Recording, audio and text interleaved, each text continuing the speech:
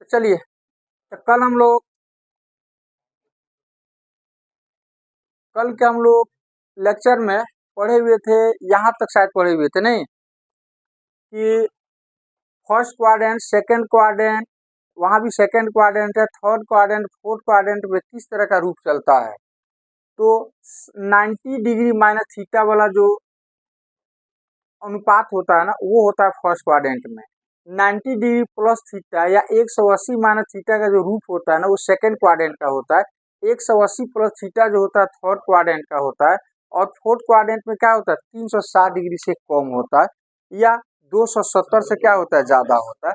मतलब इस क्वाड्रेंट में हो जाएगा। चलिए आगे हम लोग बढ़ते हैं। अब यहाँ से इसको हम लोग बोलते हैं कंपाउंड एंगल फॉर्मूला, संयुक्त कोण सूत्र बोलते हैं। तो जो 11th क्लास का है और ये 12th क्लास में आप लोगों को पता होना चाहिए कि 11th क्लास का जो 50% त्रिकोणमिति आप जो पढ़े हैं, वो 50% की जरूरत हम लोग को 12 में भी पड़ेगा। इसीलिए 11th का जो मेन चीजें है त्रिकोणमिति का, वो समझना कौन सी है, जरूरी है। जितना भी आप फॉर्मूला देख रहे हैं, सब आप लोगों को 12 में इसकी जरूरत पड़ेगा। ITF जब हम लोग बनाएंगे तो सबकी जरूरत उसमें कहीं ना कहीं आपको पड़ेगा। इंटीग्रेशन में भी इसकी जरूरत पड़ेगा, डिफरेंशिएशन में भी इसकी जरूरत पड़ेगा। मतलब हर जगह इसका क्या होगा, आपको जरूरत पड़ेगा। तो ये फॉर्मूला आप लोगों को याद होना चाहिए और आप लोगों को ये पता होना चाहिए कि फॉर्मूला कुछ ट्रिक से याद होता है, उसको रटिएगा तो नहीं याद होगा। ठीक है, जैसे देखो यहाँ पर पहला ये फॉर्मूला है, cos A प्लस बी का होता है cos A into cos B minus sine A into sine B. इसको बोलते हैं एडिशन फॉर्मूला। आइए हो जाएगा डिफरेंस फॉर्मूला। तो सवाल है कि कितना हम लोग रटेंगे। इसके आधार पर बहुत सारा फॉर्मूला लिखा जा सकता है। इसके आधार पर इसमें एक रूल, आपको एक ट्रिक याद रखना। रूल नहीं कहें इसको, इसको एक ट्रिक कहिएगा। इसको हम लोग CDO रूल के ट्रिक के नाम से इसको हम लोग याद रखेंगे। CDO नहीं, CDO। ब्लॉक में जाते हैं तो CO साहब से भेंट होता है, BDO साहब से भेंट होता है। तो त्रिकोणमिति में हम लोग कौन साहब से भेंट हो जाएगा, CDO साहब से। तो याद हो गया CDO याद हो गया। तो चलिए C से क्या होता है ध्यान देखते हैं। cos D से होता है डबलेट और O से होता है opposite sign. CDO cos doublet opposite sign, मतलब cos में डबलेट होता है, बस इतना याद रखना है। cos डबलेट मतलब cos में क्या होता है, डबलेट। तो जैसे cos A प्लस बी रहे या cos A माइनस बी रहे, तो डबलेट का मतलब 2 बार cos आएगा, 2 बार साइन आएगा। डबलेट कौन सी, डबल होता है। जैसे देखो यहाँ पर, और ऑपोजिट साइन मतलब जो यहाँ प्लस रहेगा ना, तो यहाँ पर माइनस हो जाएगा, ऑपोजिट साइन हो जाएगा। तो CDO रूल यहाँ पर cos में लागू होता है। तो cos A प्लस बी, तो हमको ये पता है कि cos A प्लस बी में cos आता है, मतलब डबल होगा। तो cos A cos B opposite sign minus sine A sine B हो जाएगा, साइन A साइन B हो जाएगा। तो cos A प्लस B, तब याद हो गया कि अरे भाई cos है तो इसमें CDO ट्रिक हम अपना सकते हैं। तो CDO में क्या है कि cos में डबलेट होता है, तो cos cos sine sine, cos cos sine, opposite sign. ये प्लस है तो माइनस हो जाएगा, माइनस है तो प्लस हो जाएगा, प्लस है तो, और माइनस है तो प्लस हो जाएगा। याद हो गया। तो cos A प्लस बी का सूत्र कितना होता है, formula doublet cos A cos B, प्लस है तो ऑपोजिट साइन हो जाएगा, minus sine A sine B हो जाएगा। उसी तरह से cos A माइनस बी में, तो cos है तो डबलेट होगा, तो cos cos अपोजिट साइन, तो माइनस है तो प्लस हो जाएगा, साइन साइन आपका हो जाएगा। तो इसको बोलते हैं एडिशन फॉर्मूला, इसको बोलते हैं डिफरेंस फॉर्मूला। आगे बढ़ा जाए। अब यहाँ पर आता सेम यही चीज है, साइन में तो नो डबलेट, इसमें डबलेट नहीं, तो डबलेट नहीं होता क्या होगा, अल्टरनेट चलेगा, साइन कॉस कॉस साइन ऐसे आएगा। तो देखो इसमें साइन भी चेंज नहीं होगा, तो नो डबलेट मतलब साइन A प्लस बी का, तो sine A into cos B plus cos A into sine B. तो कॉस में डबलेट, साइन में नो डबलेट, कॉस में डबलेट, साइन में नो डबलेट। तो साइन A प्लस बी का तो अल्टरनेट चलेगा, इसका मतलब तो sine A into cos B plus cos A into sine B, cos A minus B का sine A into cos B और minus cos A into sine B. इसकी जरूरत हम लोग को फिर आगे वाला फॉर्मूला में पड़ेगा। बाकी ये फॉर्मूला आप लोग इसी के आधार पर हम लोग प्रूफ करके लाते हैं कि tan a प्लस बी, तो जितना ट्रिक से याद रखोगे तो याद रहेगा आपको। कॉस में डबलेट, साइन में no doublet. tan a plus B में तो ये प्लस है तो ऊपर प्लस रहेगा, इसका अपोजिट साइन नीचे आ जाएगा। जैसे यहाँ पर माइनस कर देते सूत्र ही रहेगा, यहाँ माइनस, यहाँ पे क्या हो जाएगा प्लस। एक सूत्र याद हो गया तो दूसरा भी आपको क्या याद हो जाएगा। तो tan a plus B, tan a plus tan b बटा 1 minus tan a into tan b। इसी तरह से tan a माइनस b में भी होगा, और इस माइनस है तो माइनस, इसका अपोजिट साइन नीचे हो जाएगा। जो साइन यहाँ पर रहेगा वही साइन यहाँ पर आ जाएगा, इसका अपोजिट नीचे आ जाएगा। माइनस तो यहाँ पर माइनस, इसका अपोजिट क्या हो जाएगा, नीचे आ जाएगा। आज ये कॉट हो गया, तो इसी का रिवर्स मतलब उल्टा होता है। अच्छा, यहाँ पर ध्यान से देखो, ये भी एक फॉर्मूला है कि sign A plus B into sine A minus B को हम मल्टीप्लाई करते हैं तो साइन स्क्वायर ए माइनस साइन स्क्वायर बी आता है। Cos A plus B into cos A minus B तो होता है कॉस स्क्वायर ए माइनस साइन स्क्वायर बी होता है। अब ये हो गया आपका योगांतर निष्पत्ति, इसको बोलते हैं कंपोनेंडो एंड डिविडेंडो को रूल के इसको जाना जाता है। तो कंपोनेंडो एंड डिविडेंडो रूल क्या करता है, कभी कभी हम लोग को जरूरत पड़ जाता है इस रूल का। और समय तो कंपोनेंडो एंड डिविडेंडो रूल क्या होता है, ध्यान से देखो।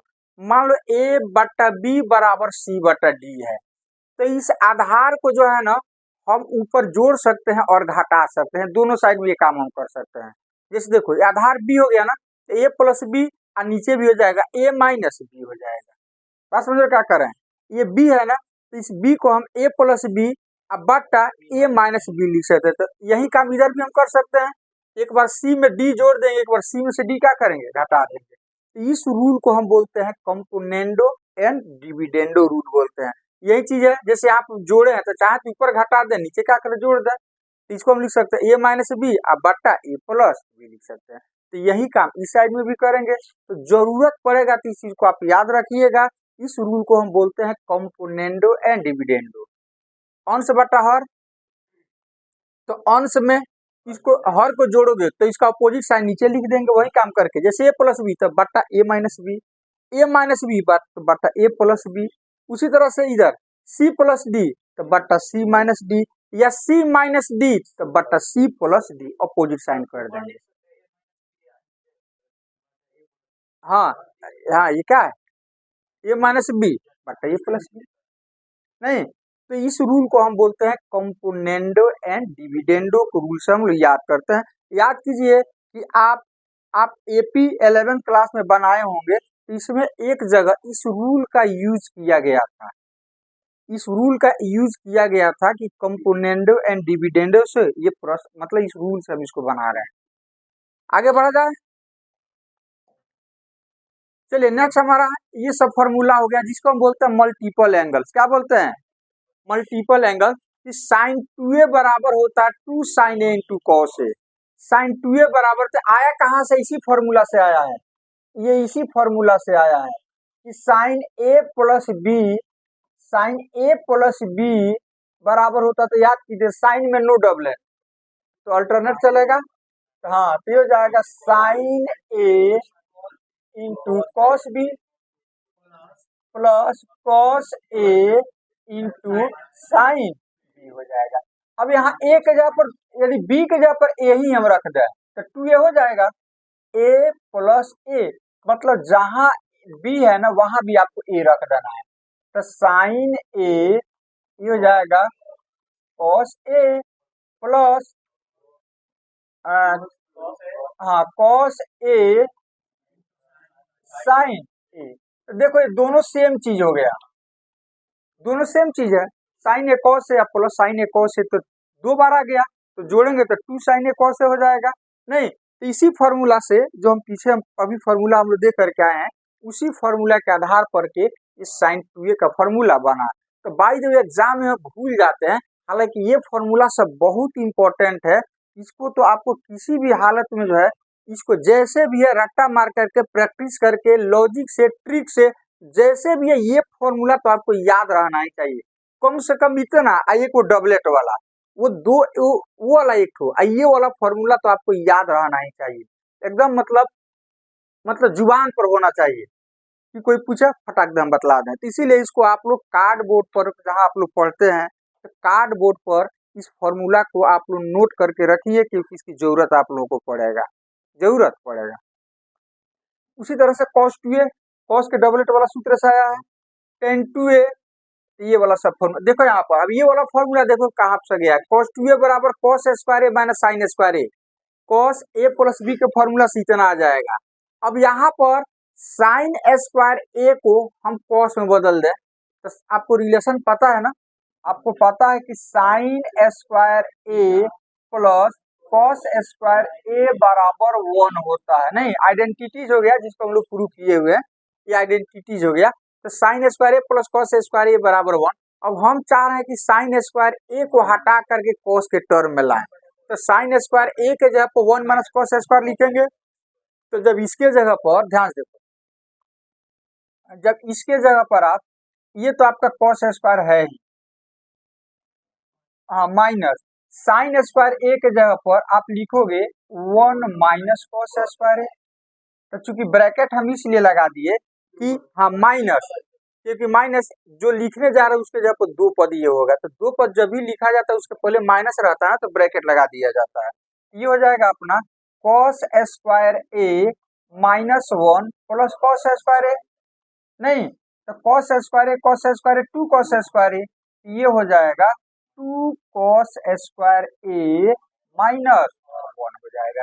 तो वही चीज यहाँ पर लिखा गया है कि cos 2a के जगह पर हम इतना भी लिख सकते हैं, और जरूरत पड़ेगा साइन तो इसको हटा करके ये चीज लिख सकते हैं, या जरूरत पड़ेगा तो इसको हटाएंगे तो आपका ये चीज आ जाएगा।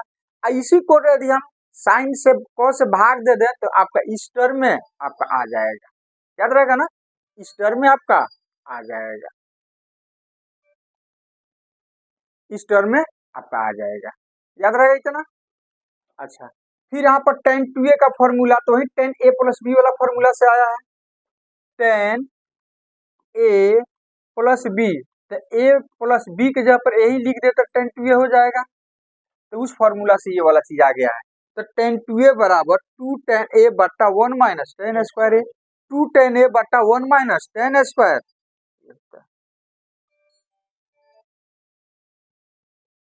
हो जाएगा इतना। अच्छा, अब यहाँ पर देखो साइन 3a, तो इसका फॉर्मूला ये सब हो गया जो आपको याद रखना है। साइन स्क्वायर ए तो बराबर होता है 1 माइनस कॉस 2a बाई, यहाँ से आया ये वाला, यहाँ से ये वाला फॉर्मूला आया है, ये भी इधर से आया हुआ है, यहाँ से आया हुआ है। आगे बढ़े, कोई दिक्कत है इसमें? ये सब साइन 3a बराबर 3 sine A minus 4 sine cube A. अच्छा, कॉस 3a बराबर होता है 4 कॉस क्यू ए, इसका अपोजिट हो जाता है यहाँ पर। तो साइन 3a बराबर 3 sine A minus 4 sine cube A, और कॉस 3a बराबर 4 cos cube A minus 3 cos A. Tan 3a बराबर 3 tan A minus tan cube A by 1 minus 3 tan square A. ये सब फॉर्मूला है जो आपको याद रखना है, ठीक है, जो 11th क्लास से हम लोग पढ़ करके आए हुए। फिर यहाँ पर देखिए, परिवर्तन सूत्र, गुणनफल का योग या अंतर में परिवर्तन सूत्र होता है। जैसे गुना में है तो इसको जोड़ में कैसे लाए, जैसे 2 sign A into cos B रहे तो इसको हम sign A plus B plus sign A minus B लिख सकते हैं। तो इसको तोड़ोगे और इसको तोड़ोगे, ये वाला चीज आपका आ जाएगा। ये फॉर्मूला हो गया जो आपको याद रखना है, और ये वाला फॉर्मूला बहुत काम का चीज है ये वाला। जैसे cos A plus cos B, तो आपको ये वाला सूत्र याद, ध्यान से देखो, बताए थे ना आप लोगों को, ध्यान देखो यहाँ पर। पहले तो आपको ये वाला चीज याद रखना है, कॉस ए प्लस बी वाला फॉर्मूला आपको याद होना चाहिए। तो डबलेट होता है, तो cos A into cos B, opposite sine, तो minus sine A into sine होता है।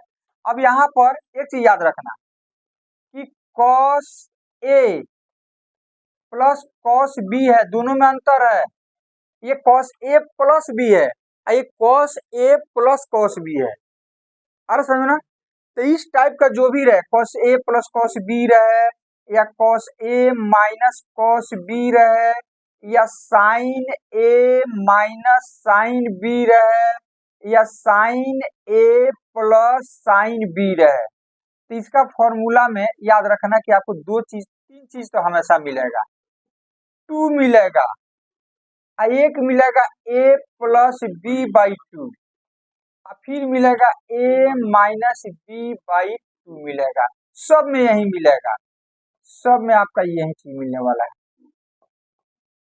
सब में आपका यही चीज मिलने वाला है। ठीक है, टू, फिर यहाँ मिलेगा a plus B by two, ये हो जाएगा a minus B by two, फिर यहाँ भी वही चीज मिलने वाला है, a plus B by two, ये हो जाएगा a minus B by two, इतना हो जाएगा।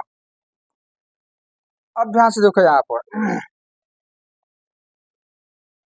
अब यहाँ पर कॉस रहेगा कि साइन रहेगा, तो याद रखो ये प्लस है ना, तो डबलेट का जो फर्स्ट टर्म होगा ना वो लागू होगा, प्लस है तो डबलेट का, तो डबलेट में कॉस कॉस है, फर्स्ट टर्म में कौन सी है, कॉस कॉस, तो बस यहाँ भी कॉस यहाँ भी कॉस लगेगा, यहाँ भी कॉस होगा, यहाँ भी क्या हो जाएगा, कॉस आपका हो जाएगा।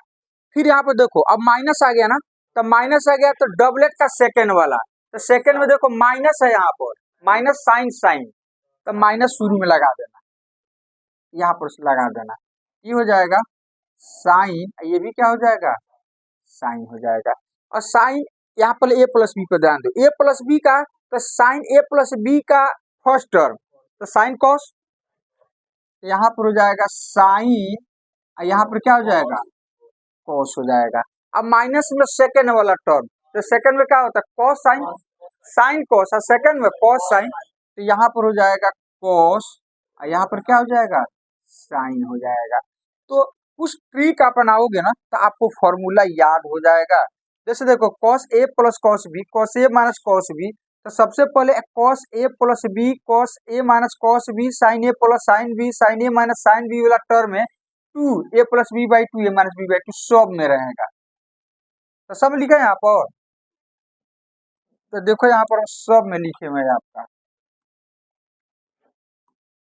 सब में लिखे हैं, देखो यहाँ भी लिखे हैं A plus B by two, A minus B, सब में लिखे हैं। अब यहाँ पर कॉस लगाए, कॉस देखो प्लस रहेगा, तो कॉस ए प्लस बी का डबलेट का फर्स्ट टर्म कॉस कॉस, तो यहाँ भी कॉस यहाँ भी कॉस।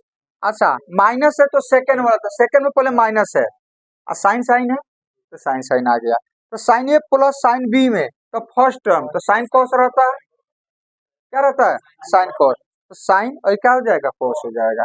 अच्छा माइनस में क्या हो जाएगा, सेकेंड वाला, तो कॉस और साइन हो जाएगा, कॉस और साइन हो जाएगा। कोई दिक्कत, आगे बढ़ा जाए। हाँ यहाँ पर देखो ये वाला सूत्र भी आपको, इसको अपवर्तक या सब मल्टीपल एंगल कहा जाता है। ध्यान देखो यहाँ पर साइन 2a है, तो 2 sign A into cos A बराबर हो जाएगा 2 tan a बटा 1 प्लस tan स्क्वायर ए, पहले ही बतला चुके हैं। अब यहाँ पर एक रूल होता है कि हम इस 2 को कोण को हटाना चाहते हैं, तो 2 से भाग देना पड़ेगा, तो इधर भी कोण में 2 से भाग दे दो, इधर भी कोण में, सिर्फ कोण में आपको भाग देना है, तो 2a बाई 2, तो सिर्फ a बचेगा, तो इधर हो जाएगा a बाई 2, इधर हो जाएगा a बाई 2, मतलब जरूरत पड़ेगा तो साइन a बराबर हम 2 sine a by 2 into cos a by 2 लिख सकते हैं, आ रहा समझ में। उसी तरह से cos 2a बराबर याद करो कितना होता था, cos 2a बराबर cos square a minus sign square a, cos 2a बराबर cos square a minus sign square a, तो cos a बराबर इसका मतलब 2 से भाग दिया गया है, तो इधर भी 2 से भाग दे देंगे, तो cos square a by 2 minus sign square a by 2 हो जाएगा। उसी तरह से tan 2a बराबर होता था 2, देखो यहाँ पर tan 2a बराबर 2 tan a, तो tan a बराबर, तो 2a में 2 से भाग दे देंगे जहां जहां कोण है, तो tan a बराबर हो जाएगा 2 tan a बाई 2 बटा 1 minus tan square a by 2 हो जाएगा। और इसी फॉर्मूला से आपका ये वाला फॉर्मूला आया है, कौन, cos 2a वाला, ये वाला फॉर्मूला से आपका ये वाला आया है, और इसी फॉर्मूला से आपका ये वाला आया है। ठीक है, तो चलिए जब जरूरत पड़ेगा हम लोग यूज करेंगे। तो चूंकि 11th क्लास का है तो आई होप आप लोग पढ़ करके आए होइएगा। तो अब चूंकि हम लोग तो 11th क्लास का पढ़ नहीं रहे हैं, उतना डिटेल्स में पढ़ाएं आपको, है कि नहीं। हम लोग का मेन मकसद था कि थोड़ा सा उसको हम लोग रिवीजन कर लें, कि हम लोग को ज़रूरत पड़ेगा, या कुछ विद्यार्थी वैसे होते हैं जो नए विद्यार्थी हैं, तो हो सकता है वो नहीं पढ़े हों, तो ज़रूरत पड़ेगा तो हम बोलेंगे यहाँ से आया, तुमको समझ में नहीं आएगा, तो फिर उनको आगे जा कर के क्या होगा, प्रॉब्लम होगा। तो चलिए इसलिए हम हिंट्स दे दिए कि हाँ ये चीज़ें हम लोग को 11th में पढ़ना था, इस फॉर्मूला, ये फॉर्मूला यहाँ से आया है, नहीं हम ये काम कर सकते हैं, वो सारी चीज़ें हम लोगों ने देख लिया, समझ लिया, और अब हम आगे बढ़ते हैं, आगे बढ़ते हैं। ये फॉर्मूला वही है कि यहाँ थीटा का व्यापक हल, जरूरत इसका भी पड़ता है हम लोगों को कि यदि साइन थीटा बराबर 0, मतलब समझो कि थीटा के जगह पर वो कौन कौन सा कोण होगा जो हम यहाँ रखेंगे तो साइन 0 देगा। तो आपको पता है कि एक्स अक्ष पर जितना कोण होता है सबका साइन 0 देता है। तो एक्स अक्ष पर कौन कोण होता है, एन पाई वाला। मतलब यदि थीटा के जगह पर एन पाई हम रख दें तो साइन का मान 0 आ जाएगा। तो वही पूछ रहा है कि यदि साइन थीटा बराबर 0 तो थीटा का कौन कौन सा वैल्यू जो है हो सकता है, तो एन पाई।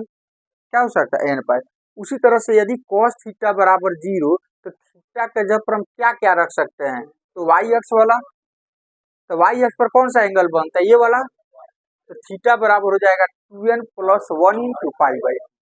फिर यहाँ पर यदि टेन थीटा बराबर 0 तो थीटा के जगह क्या रख सकते हैं, एन पाई। उसी तरह से ये चीजें आपका दिया हुआ है जो 11 क्लास हम लोग पढ़ करके आए हैं कि साइन थीटा बराबर साइन अल्फा, तो थीटा बराबर एन पाई प्लस -1 का whole power n into alpha. Cos theta बराबर कॉस अल्फा, तो थीटा बराबर 2n पाई प्लस माइनस क्या हो जाएगा, अल्फा हो जाएगा। टेन थीटा बराबर टेन अल्फा, तो थीटा बराबर क्या हो जाएगा, एन पाई प्लस अल्फा। तो चलिए अब हम लोग चलते हैं अपने ITF पर।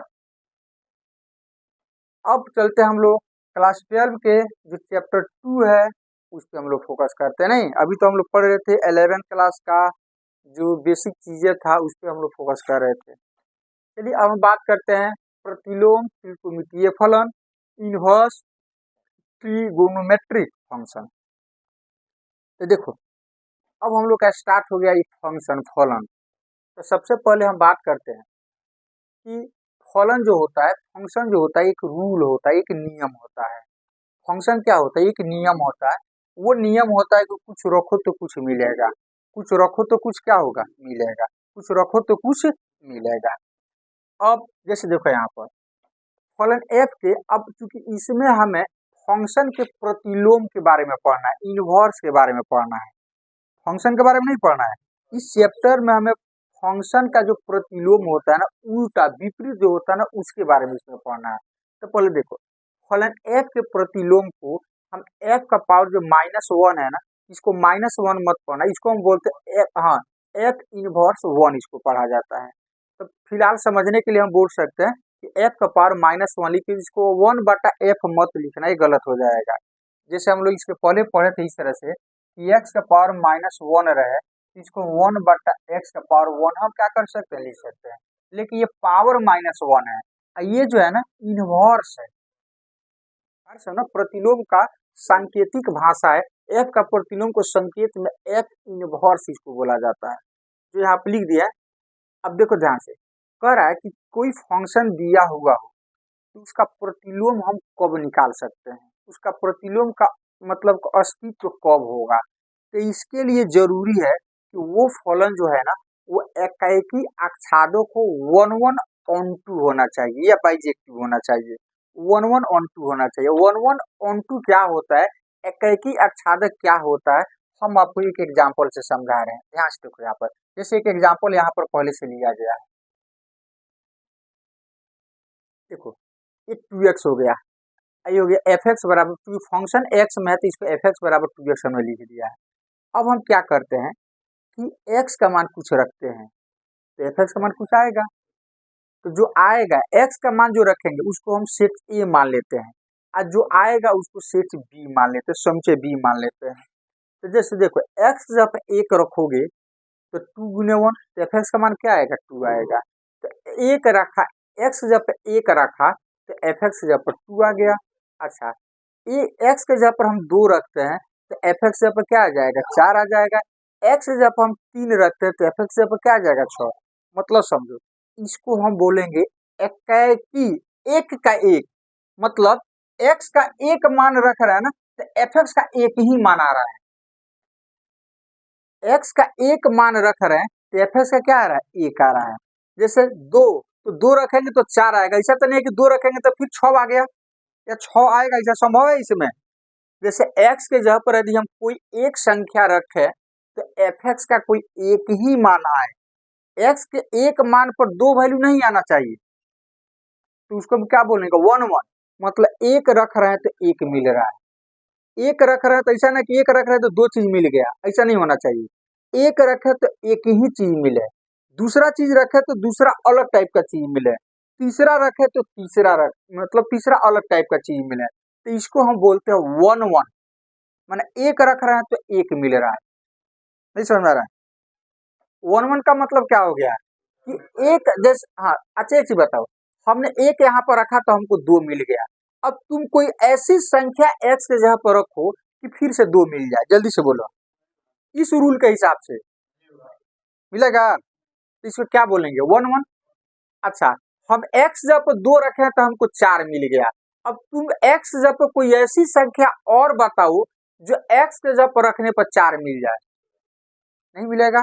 माने एक रखेंगे तो एक ही चीज मिलेगा, अलग अलग टाइप का चीज मिलेगा, इसीलिए इसको बोलते हैं एकाएकी, माने एक एक। तो इसको इंग्लिश वर्ड याद रखोगे ना तो बढ़िया से याद रहेगा, वन वन। वन रखेंगे तो वन ही, माने एक रखेंगे तो एक मिलेगा।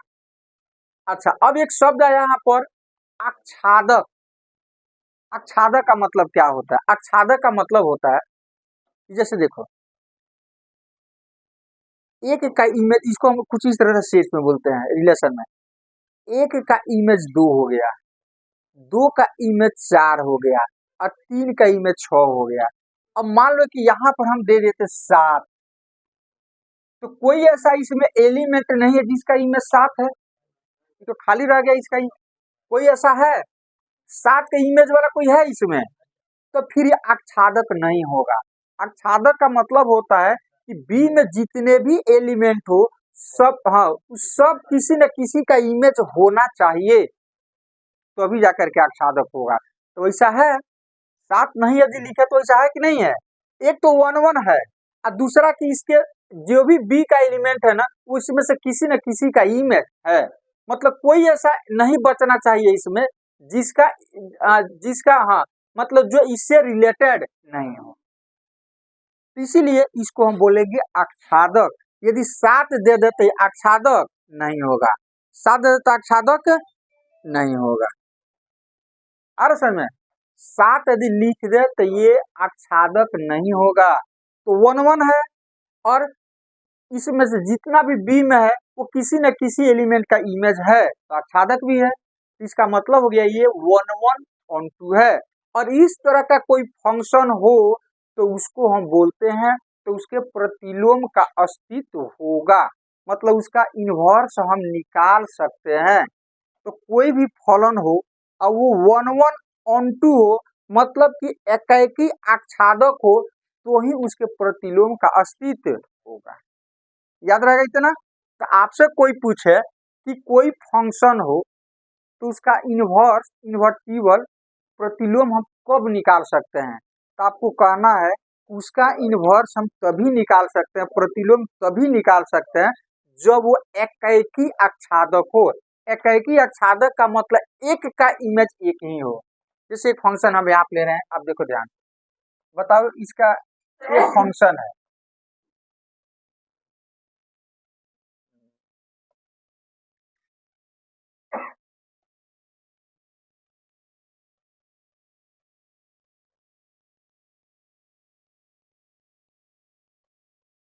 इसको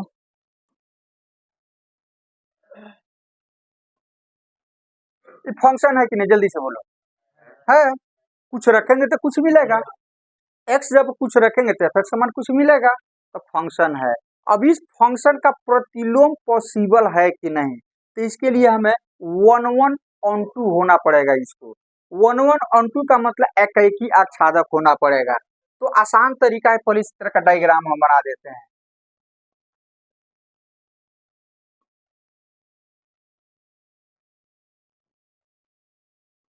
चलो जी, एक्स जगह पर हम वन रखते हैं, क्या मिलेगा जल्दी से बोलो, टू मिलेगा। अच्छा, अब माइनस वन रख लेते हैं, तो वन वन नहीं है, दो का एक हो गया, मेनी वन हो गया। मिनी वन हो गया, बहुत का एक आ गया, तो वन वन तो नहीं है। तब कहेंगे भैया इसका इन्वर्टिबल नहीं होगा, इसका प्रतिलोम फंक्शन तो है लेकिन इसका हम इन्वर्स नहीं ज्ञात कर सकते हैं। क्यों नहीं ज्ञात कर सकते हैं? क्योंकि ये एकाएकी आच्छादक नहीं है, इसलिए इसका हम प्रतिलोम नहीं ज्ञात कर सकते हैं। अब तो समझ में आ गया कि वन वन आच्छादक किसको कहते हैं, और वन वन आच्छादक होगा तो उसका प्रतिलोम का अस्तित्व होगा, और नहीं तो प्रतिलोम का अस्तित्व नहीं होगा। तो कोई भी फंक्शन होगा उसका प्रतिलोम हम तभी ज्ञात कर सकते हैं जब वो एकाएकी आच्छादक हो, क्योंकि ये चीजें हम लोग को रिलेशन एंड फंक्शन में पढ़ना था, जो 11th क्लास में भी थोड़ा बहुत पढ़े हुए है कि नहीं। और क्योंकि ये एकाएकी आच्छादक इस टाइप की चीजें आपको इसी 12 में ही जो फर्स्ट चैप्टर है ना उसमें आपको डिटेल्स में बताया गया है। तो चूंकि वो चैप्टर हम लोग पढ़े नहीं, हम लोग 2 से स्टार्ट किए हैं, इसीलिए ये एकाएकी आच्छादक शब्द हम समझा दिए क्या होता है। आई थिंक्स आपको समझ में आ गया, कोई बड़ा चीज नहीं है। फंक्शन होना चाहिए और वन वन होना चाहिए, एक का एक होना चाहिए, और प्रत्येक एलिमेंट का इसमें प्रत्येक एलिमेंट के साथ कुछ इमेज होना, रिलेशन होना चाहिए। इसमें बी में कोई ऐसा एलिमेंट नहीं हो जिसका रिलेशन ए से नहीं हो। यदि ऐसा हो गया तो आच्छादक नहीं होगा। वन वन होगा, ये वन वन है लेकिन आच्छादक, साथ हटा दें तो वन वन भी है और आच्छादक भी है, तो इसका प्रतिलोम हम ज्ञात कर सकते हैं, प्रतिलोम ज्ञात कर सकते हैं। आगे बढ़ा जाए। अच्छा, ये चीज आपको याद होना चाहिए, ये चीज आपको याद होना चाहिए क्योंकि इसकी जरूरत जस्ट आगे पड़ेगा कि y बराबर साइन एक्स, तो इस साइन एक्स का डोमेन क्या होगा। डोमेन का मतलब x जो है ये कोण है, तो इस कोण के जगह पर हम क्या क्या रख सकते हैं। इस कोण के जगह पर आप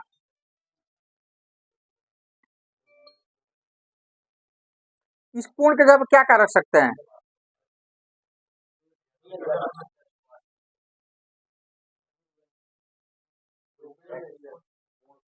एक्स जगह पर कुछ भी रख सकते हैं, एक्स के जगह पर कुछ भी रख सकते हैं,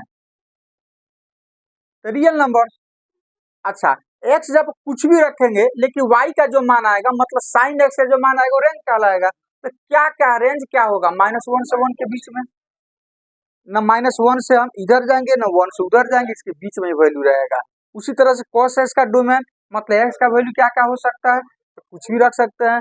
उसी तरह से x का tan x का डोमेन क्या होगा, तो 2n r को रखेंगे लेकिन उसमें π/2 वाला टर्म क्या करके घटा करके, तो r - 2n + 1 × π/2 हो जाएगा। याद रहेगा इतना। चलिए अब ध्यान देखिए, अब हम चलते हैं इनवर्स का मतलब क्या होता है। कह रहा है यदि साइन थीटा बराबर एक्स तो थीटा बराबर साइन इनवर्स एक्स। मतलब समझो कि यदि साइन थीटा बराबर एक्स होना तो कोण को एक अलग टाइप से व्यक्त करते हैं। जैसे मान लो कि साइन थीटा बराबर एक्स, तो यहाँ पर थीटा एंगल हो गया, तो हम इसी को कुछ दूसरे तरीका से भी लिख सकते हैं। क्या लिख सकते हैं, तो थीटा मतलब इस कोण का मान जो होगा ना वो हो जाएगा sine inverse x, sine inverse x. तो साइन थीटा बराबर एक्स, तो थीटा बराबर हो जाएगा साइन इन पावर -1 मत बोलना, साइन इनवर्स एक्स हो जाएगा ये वाला, साइन इनवर्स एक्स। अब प्रश्न ये उठता है कि साइन इनवर्स एक्स मतलब ये परिभाषित कब होगा, डिफाइंड कब होगा, मतलब साइन थीटा बराबर साइन इनवर्स एक्स हम कब लिख सकते हैं। तो इसके लिए जरूरी है कि ये एक्स जो है ना, ये एक्स का वैल्यू कहाँ से कहाँ तक होना चाहिए, -1 से 1 के बीच में।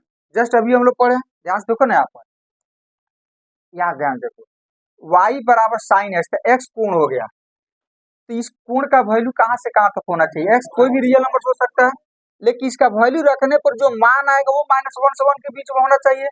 सेम चीज तो यहाँ भी है, यहाँ भी है। देखो ये साइन इनवर्स एक्स है ना, ये कोण है, ये एंगल है, ठीक है, ये एंगल है, मतलब एक्स जब कुछ भी रखोगे तो ये जो वैल्यू आएगा ना वो कोण होगा। तो एक्स कौन सी है, चर हो गया ना, इस चर का मान कहाँ से कहाँ तक, -1 से। तो थीटा बराबर साइन इनवर्स एक्स हम तभी लिख सकते हैं जब ये एक्स जो होगा ना वो -1 से 1 के बीच में होगा। यदि -1 से 1 के बीच में नहीं होगा तो थीटा बराबर हम साइन इनवर्स एक्स नहीं लिख सकते हैं। इसीलिए कहा जाता है कि साइन इनवर्स एक्स को परिभाषित होने के लिए, डिफाइंड होने के लिए, मतलब इस तरह से लिखने के लिए जरूरी है कि एक्स जो है वो बिलोंग्स टू -1 to 1, इसके बीच में ही एक्स का वैल्यू क्या होना चाहिए, होना चाहिए। तब जाकर के इस तरह की चीजों को हम क्या कर सकते हैं, लिख सकते हैं। आ रहा समझ में? अच्छा, फिर कह रहा है कि यहाँ साइन इनवर्स एक संबंध है, न कि ये फलन है, क्योंकि एक्स से किसी एक मान के लिए थीटा का अनगिनत मान। देखो ये जो चीज हम लिखे है ना, ये वाला फिलहाल ये एक रिलेशन, ये फंक्शन नहीं है, ये रिलेशन है। रिलेशन फंक्शन कब होगा, ध्यान दो, आप लोग सेट में पढ़े हो इस तरह से। जैसे मान लो कि हम लोग, जैसे मान लो कि इस तरह से हम लोग रिलेशन बनाते थे 2 का 4 से, और फिर 2 का आ गया 5 से, तो 2 का रिलेशन 4 से भी हो गया, 2 का रिलेशन 5 है, तो संबंध है लेकिन फलन नहीं है। फलन तब होगा जब पहला एलिमेंट अलग अलग होना चाहिए, पहला एलिमेंट अलग अलग होना चाहिए। तो कह रहा है कि ये जो चीज आप देख रहे हो ना, ये रिलेशन है, मतलब हाँ, मतलब एक ही मान के दो अलग अलग इमेज आ सकते हैं। जैसे 2 का इमेज 4 भी हो गया और 2 का इमेज 5 भी हो गया, तो एक ही एलिमेंट का इमेज जो है ना 2 या 2 से ज्यादा हो सकता है, इसीलिए रिलेशन है। फंक्शन में ऐसा नहीं होता है, फंक्शन में ऐसा नहीं होता है। या तो 1 1 होगा और नहीं तो बहुत का एक होगा, लेकिन 1 का बहुत नहीं होगा, 1 का बहुत नहीं। जैसे देखो 2 का इमेज कौन सी हो गया, 4, जैसे इस तरह से समझा देते हैं यहाँ पर हम, ये 2 हो गया, ये 4 और ये क्या हो गया 5, तो 2 का इमेज 4 भी है और 2 का इमेज 5 भी है। तो फंक्शन में ये नहीं चलता है, एक का एक होगा ना, तो बहुत का एक हो जाएगा, लेकिन एक का बहुत नहीं होगा। मतलब 1 का मेनी नहीं चलता है, 1 का मेनी नहीं चलता है फंक्शन में, रिलेशन में चलता है, फंक्शन में नहीं चलता है। मेनी का 1 1 1 हो सकता है, तो 1 1 होगा तो उसका प्रतिलोम का अस्तित्व होगा, मेनी 1 होगा तो उसका प्रतिलोम नहीं। तो चलो देखो यहाँ से अब इसको समझाते हैं कि कैसे ये रिलेशन है, फंक्शन है। ध्यान से देखो, एक हम एग्जांपल लेकर के आपको समझाने की कोशिश किया है कि साइन इनवर्स 1/2 बराबर थीटा। तो साइन थीटा, तो इसको हम ऐसे देखो, ये ऐसा रहे तो इसको ऐसे लिख सकते हैं, ये इस तरह से रहे तो इसको हम ऐसे लिख सकते हैं। तो थीटा बराबर साइन इनवर्स है, तो साइन आएगा इधर तो साइन थीटा हो जाएगा, तो साइन थीटा बराबर क्या हो जाएगा, एक्स हो जाएगा। साइन थीटा बराबर है तो थीटा यहाँ पर छोड़ देते जाएगा, इनवर्स हो जाएगा, तो इस टाइप से आ जाएगा। इसको हम इस टाइप में चेंज करना करते, एक्स यहीं पर आ जाएगा, साइन इनवर्स आकर के इधर साइन थीटा हो जाएगा। तो यहाँ पर हम साइन इनवर्स 1/2 बराबर थीटा लिए हैं, तो 1/2 को यहाँ पर छोड़ देता, साइन इनवर्स उधर जाकर साइन थीटा हो जाएगा, मतलब साइन थीटा बराबर 1/2 हम लिख सकते हैं। अच्छा, ये रिलेशन क्या है आपको समझा रहे हैं। अब कह रहा है कि थीटा का वह कौन कौन सा वैल्यू है जिसके लिए साइन का मान 1/2 होगा। तो देखो, तो हाँ, तो 30 डिग्री का हो जाएगा, 30 डिग्री का ही नहीं होगा, ये 30 डिग्री का यहाँ 30 डिग्री रखोगे, पाई/6 रखोगे ना तो भी 1/2 ही आएगा। अच्छा, 5 पाई/6 यहाँ पर रखोगे ना तो भी 1/2 ही आएगा। मतलब समझो, मतलब समझो कि इस तरह से यदि हम आपको समझाने के लिए कुछ इस तरह के डायग्राम दे दें, ए हो गया, ये बी हो गया, तो यहाँ पर हम पाई/6 लेंगे ना तो उसका मान भी 1/2 ही आएगा, 1/2 ही। 5/6 रखेंगे ना तो उसका भी मान 1/2 ही आएगा। उसी तरह से 11 पाई/6 रखेंगे ना, 11 पाई/6 रखेंगे तो उसका मान भी 1/2। तो रिलेशन है, फंक्शन नहीं है। फंक्शन क्या करता है कि मेनी का 1 नहीं होना चाहिए, एक, 2 या 2 से अधिक का एक ही इमेज, मतलब एक से अधिक का एक इमेज नहीं होना चाहिए। इसीलिए ये कौन सी है, रिलेशन है। कौन सी है, रिलेशन है। अब ध्यान से देखो, यहाँ से समझो, साइन एक्स का ग्राफ जो होता है ना, साइन एक्स का ग्राफ जो होता है ना इस टाइप से होता है, आप 11th क्लास में पढ़ चुके हैं। इसका ग्राफ प्लॉटिंग करोगे ना तो देखो यहाँ से एक्स अक्ष पर हम लोग ले लेते हैं कोण को, और वाई अक्ष पर ले लेते हैं वैल्यू को। तो आप जानते हैं कि इसका वैल्यू -1 से 1 के बीच में रहता है। अब ध्यान देखो, मान लो कि हम इसका ग्राफ प्लॉटिंग करना है, ग्राफ प्लॉटिंग करना है, जैसे हम ले रहे हैं यहाँ पर साइन थीटा बराबर मान लो कुछ समथिंग आएगा, जैसे थीटा बराबर 0 डिग्री ले लें, कितना डिग्री, 0 डिग्री ले लें, तो साइन 0 डिग्री का मान कितना आएगा, 0। तो थीटा के जगह पर 0 डिग्री लेंगे तो इसका वैल्यू कितना आएगा, 0 ही आएगा। एक पॉइंट ये हो गया। उसी तरह से साइन 30 डिग्री, तो 30 डिग्री यहाँ पर का पॉइंट हो जाएगा यहाँ पर, तो साइन 30 डिग्री का मान कितना होता है 1/2, तो 1/2 ऊपर ना वाई एक्स पर मिलेगा, तो मान लो कि 1/2 आपका यहाँ पर है, अरे वाई एक्स हो गया, तो इस पे ऊपर 0 से 1, तो 0 से 1 के बीच में 1/2 भी हो सकता है, मतलब बहुत सारी संख्याएं हो सकती है, और इधर माइनस वाला हो सकता है। तो हमको ग्राफ प्लॉटिंग करना है, तो ग्राफ प्लॉटिंग आप लोग 10th क्लास से ही 9th क्लास से ही पढ़ते आ रहे हैं कि ग्राफ का प्लॉटिंग हम लोग कैसे करते हैं, ग्राफ का प्लॉटिंग हम लोग कैसे करते हैं। जैसे मान लो उसी तरह का हॉल सारणी हम लोग बनाते थे, नहीं, अब ध्यान से देखो, मान लो ये आपका साइन थीटा बराबर हम मान लेते हैं एक्स मान लेते हैं, तो यहाँ थीटा हो जाएगा, यहाँ पर हो जाएगा, तो यहाँ पे काम करो ना, इसको हम जो है ना ये एक्स ले लेते हैं, ये क्या हो जाएगा वाई, तो यहाँ पर आपका ये एक्स का वैल्यू हो जाएगा, जो आएगा क्या हो जाएगा वाई का। तो एक्स आपको पूर्ण रखना है 0 डिग्री, तो यहाँ पर 0 डिग्री रखोगे तो साइन 0 डिग्री, तो वाई बराबर कितना आ जाएगा 0। अच्छा यहाँ पर हम रख रहे हैं 30 डिग्री, ये हो जाएगा 1/। अच्छा यहाँ पर रख रहे हैं हम 90 डिग्री, वो ना जाएगा, आएगा। उसी तरह से यदि हम आगे बढ़े, यहाँ पर हम रख रहे थे 90 डिग्री, यहाँ पर 120 डिग्री, कितना 120 डिग्री, तो सेकंड क्वाड्रेंट में चला गया, तो सेकंड क्वाड्रेंट में कितना हो जाएगा 90 डिग्री -1/2 हो जाएगा, इस तरह से। अब ध्यान से देखो, अब इसको देखो साइन 0, तो देखो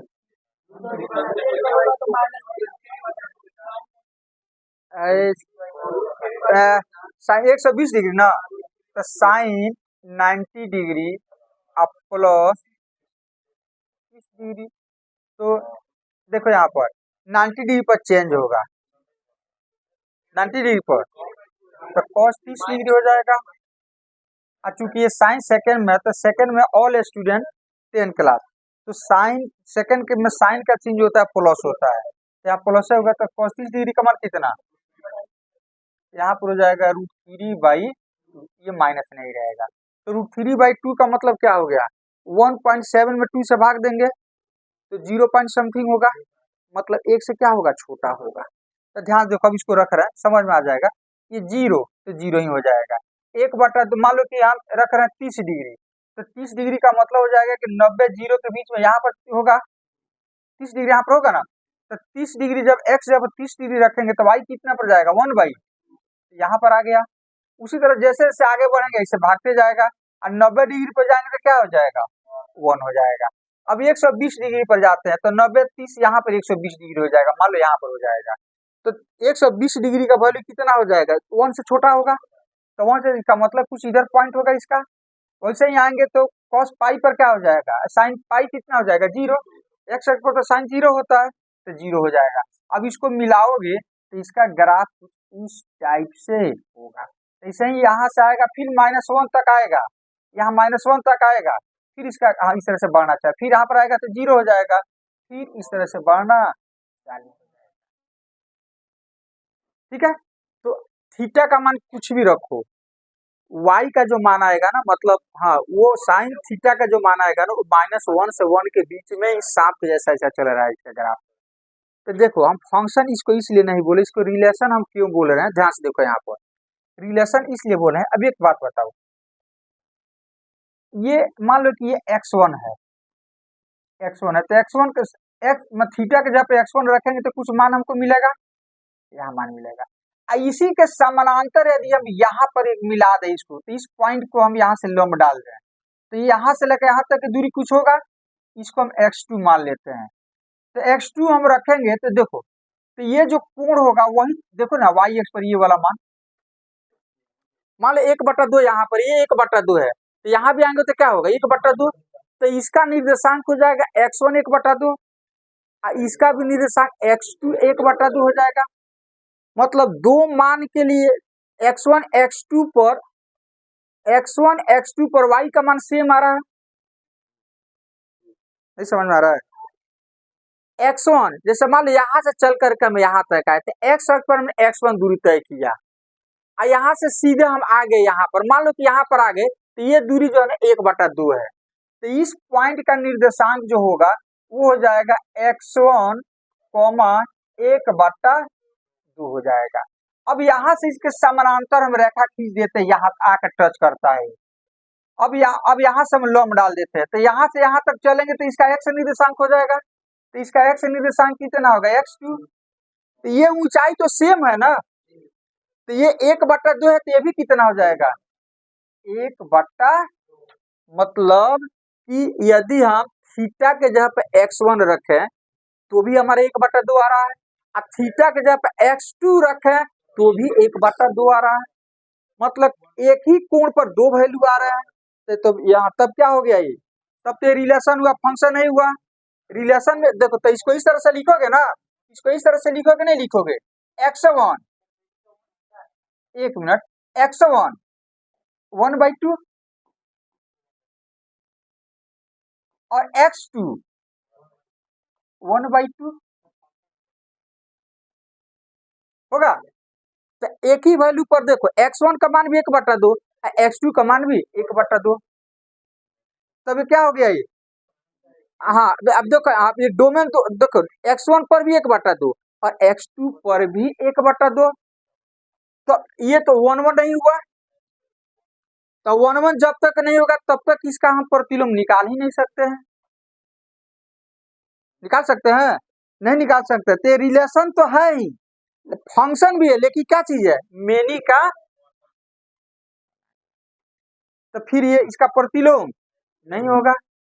तो इसको प्रतिलोम के लिए अब मैथमेटिशियन ने क्या किया, मैथमेटिशियन ने क्या किया कि कुछ रूल अपना, कहे कि भाई तब क्या किया जाए, क्योंकि इसमें देखो यहाँ पर फिर से यहाँ पर देखो इसी तरह से एक पॉइंट यहाँ पर ले लें, एक पॉइंट यहाँ पर ले लें, तो एक ही पॉइंट का दो वैल्यू आ जाएगा।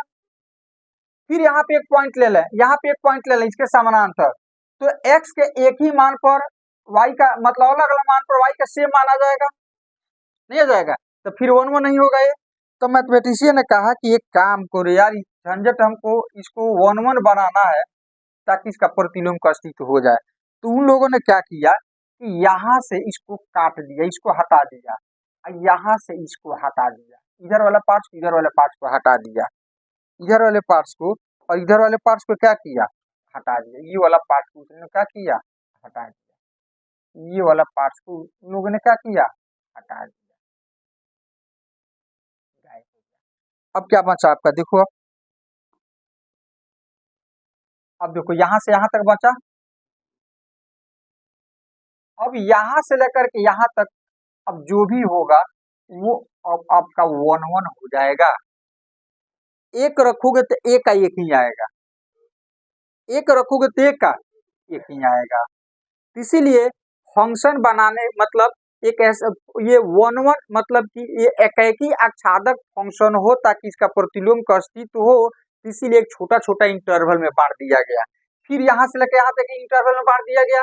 अब इसमें x के मतलब थीटा के एक मान पर साइन थीटा का एक ही मान आएगा, दो नहीं आएगा, दो कभी भी नहीं आएगा। देखो ना आप एक रखोगे मान लो यहाँ पर तो इसके हिसाब से एक मिलेगा, दूसरा रखोगे तो इसके हिसाब से अलग टाइप का दूसरा यहाँ पे मिलेगा, यहाँ पर रखोगे तो यहाँ पर अलग टाइप का मिलेगा, नहीं मिलेगा। तो एक इंटरवल हो गया -π/2 से π/2।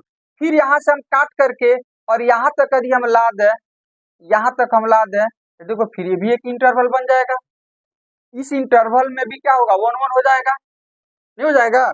इस तरह से एक इंटरवल में इसको भिन्न भिन्न बांट सकते हैं, -π/2 से π/2 एक इंटरवल ये हो गया जिसमें 1/1 हो जाएगा, एकाकी आच्छादक हो जाएगा। फिर यहाँ पर हम बांट सकते हैं π/2 से 3π/2, π/2 से 3π/2, फिर यहाँ से हम काट करके यहाँ तक 3π/2 से 5π/2, ये इधर आएंगे तो ऐसे इंटरवल मिलेगा हमको। तो इस तरह से इसको मतलब इसको 1/1 आच्छादक मतलब इसको 1/1 onto एकाकी आच्छादक बनाने के लिए इसे छोटा छोटा इंटरवल में बांटना पड़ा हमारे मैथमेटिशियन को। हर समय अब इंटरवल में हम बांट दिए तो हर इंटरवल में वो अब 1/1 onto हो जाएगा। और इसका प्रतिलोम का अस्तित्व हो जाएगा, मतलब इसका इनवर्स हम निकाल सकते हैं। तो प्रश्न उठता है कि कौन सा इंटरवल में हम चले, इस इंटरवल में कि इस इंटरवल में। कोई कहता है कि इस इंटरवल में मान निकालेंगे, कोई कहता है कि इस इंटरवल में। तो मैथमेटिशियन ने कहा कि लाफड़ा से बचने के लिए अच्छा है कि सब कोई मिल करके मान ले, इसी को हम मान लेते हैं मेन इंटरवल। कौन सा? तो जब भी हम बात करेंगे तो जो प्रिंसिपल वैल्यू, ब्रांच वैल्यू होगा वो इसी इंटरवल में होगा, याद रहेगा।